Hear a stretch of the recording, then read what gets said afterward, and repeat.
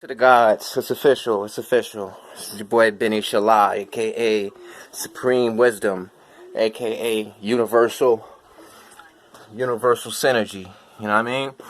And look, I don't want you guys to take what I'm saying the wrong way. I'm not trying to demean Mob James, and I'm not trying to belittle him. I'm not trying to degrade him. I actually think that he could segue this whole situation into something very positive. First of all, let me discuss something that's very realistic but tragic. Alex Alonzo is somebody who people assume was on good terms with Mob James, but then again, just because he told the truth doesn't indicate any malice on his part. You know, basically what I'm trying to say is Alex Alonzo released 2 parts of an interview with FG, the guy from Cross Atlantic Pyru that Mob James he informed on.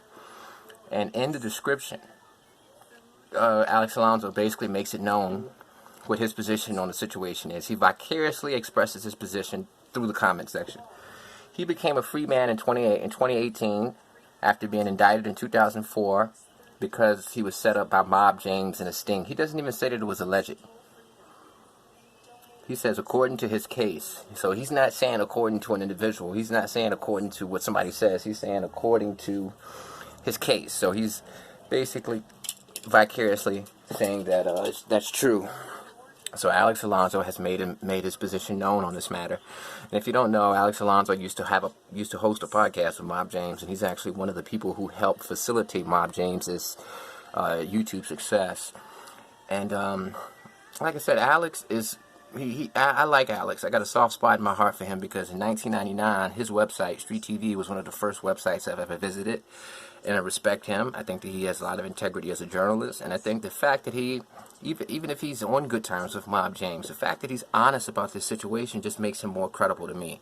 You know, it's not easy being a journalist because you can't be biased. You got to be impartial. And he's shown impartiality throughout this. And I think it's wonderful that he gave FG an opportunity to speak because now we can see he's not some crazy man. He's not some monster or some beast coming from up under a bridge, because everybody was thinking, who is this FG guy? What is his motive? What is his agenda? Why is he lying on Mob James? Now that you can see that this guy's a normal dude, as you can see, he's a normal guy. Doesn't look like a guy that's out to get any fame. He doesn't. I mean, the only reason that he came out is because Mob James apparently said something in jest about him, meaning he insulted him, and he caught wind of it, and he decided, hey, since Mob James wants to disrespect me, I'm going to do something that I could have done a long time ago, which is release this information on him. And he's an older guy. He's a middle-aged guy. He's a former gangbanger, and he's a positive guy, a married man. He's got things going on. He owns businesses. This is not some crazy guy that's out to start a podcast or something. So I'm glad that Alex Alonzo interviewed him so that we can put a face to the name. And where do we go from here? Mob James. This is a perfect opportunity for you to teach the kids. You say that your number one priority is to teach the kids. You say that that's all you want to do in life. Well, this is your opportunity. You can segue. You can use this as a stepping stone to teach the kids the reality of the game, reality of the street life. Look, just because, and this is the lesson. Look, you're going to either be in a position where you get told on, or you're going to be in a position where the police put so much pressure on you that you're going to tell. When you first get into this game, you think that you're a G. You think that you're a gangster. You think that you're going to hold it down. You think that you can withstand the pressure. You think that you're going to be, you think that you're going to hold on to these particular street principles. But when you get in a situation where you become 38, 39 like Mob James was, and you start to see that, hey, I'm not a young man anymore. I can't do time anymore. I've got a family. I've got things that I have to be here to support in the free world. I can't go do 10, 15 years. That pressure is real, and that pressure bursts pipes, and that pressure is going to lead you to doing something that you never thought you were going to do, and that's tell on your friends. And I think that Mob James can use this situation to show these kids that, look at me, before you guys found out about this informing that I did, you guys thought that I was the real deal, a real OG, a real gangster, a real killer, a real whatever. But when you found out about this, you thought less of me. But don't think less of me.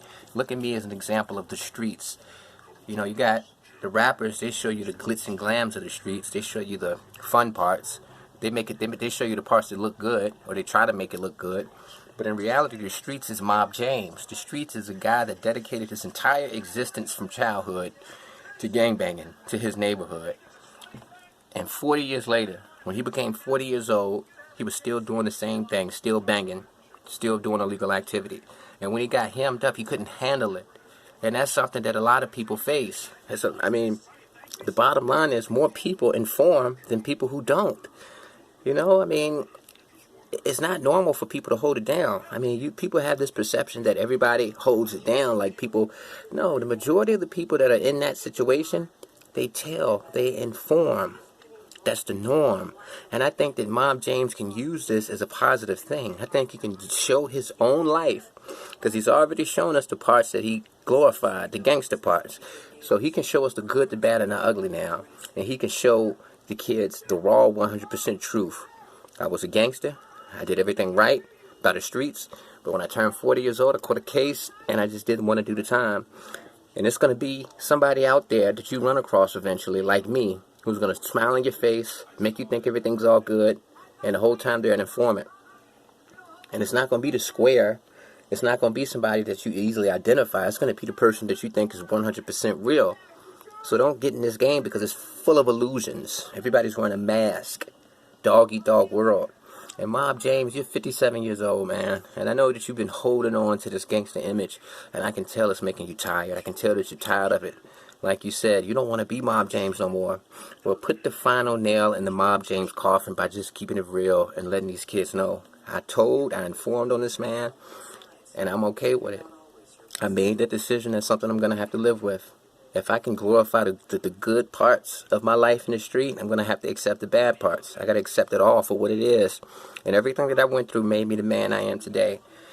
And the fact that I did inform qualifies me to tell you kids something. I know what I'm talking about. I done did it. Did it all. I done did it all. I done been the guy that got snitched on, and I done been the guy who did the snitching. So don't follow my path. Please make that part of your message. Peace.